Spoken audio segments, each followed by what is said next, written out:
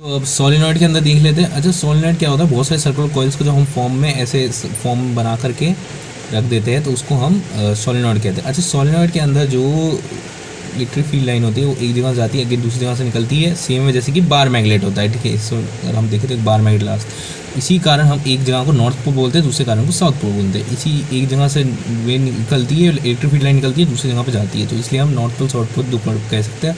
और अंदर में सारी पैरेलल्स होती है लाइन्स, ठीक है। पैरेलल लाइन होने का अर्थ है कि बीच में कॉन्स्टेंट है मैग्नेटिक फील्ड, सारी जगह पे सेम है, ठीक है। तो ये कारण होता है सोलेनॉइड का। सोलेनॉइड काफ़ी सारे सर्कुलर कॉइल्स को पर्टिकुलर बार बार बार बार लूप करके बनता है, ठीक है।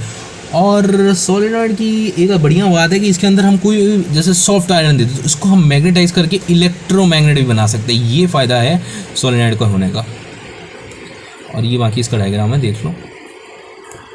इसी कारण जब यहाँ से एक जगह से रेल निकली दूसरी जगह पर जाएगी तो जहाँ से निकल रही है वो नॉर्थ पोल, जहाँ पे जा रही है that is the South Pole, ठीक है।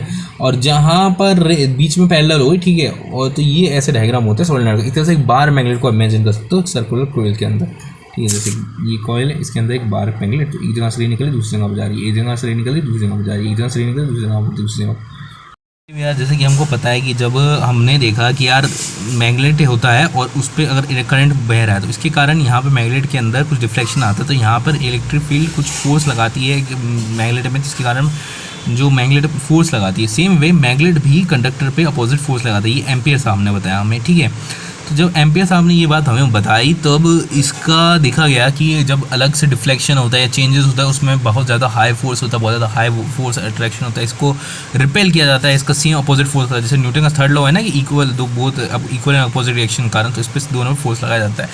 उसके बाद हम आगे बढ़ते हैं तो हमें यहाँ पर एक और बात जाननी है कि जो कोई भी कंडक्टर पर अगर करंट बढ़ रहा है तो उसके अंदर जब चेंजेस आते हैं उसके कारण फोर्स अप्लाई होता है, उसके कारण फोर्स लगते हैं। तो इन सब चीज़ों जितना होगा उतना ज़्यादा फिर चेंजेस होंगे उतने ज़्यादा फिर फोर्स अप्लाई होंगे, ठीक है। और ये दोनों है, जैसे कि इलेक्ट्रिक फील्ड मैग्नेट फील्ड पे लगेगी, same way electric magnet field पे लगेगी, मैग्नेट कंडक्टर पे लगेगा और कंडक्टर भी मैग्नेट पे लगेगा, तो ये दोनों चीज़ें हैं, ठीक है। अब इसके बाद अब करने की, जब इलेक्ट्रिक फील्ड का फोर्स कम मैक्सिमम होगा, जब मैग्नेटिक जो करंट है वो 90 डिग्री, करंट यानी आई और मैग्नेटिक फील्ड दोनों 90 डिग्री पे होंगे, तब ये होगा, ठीक है।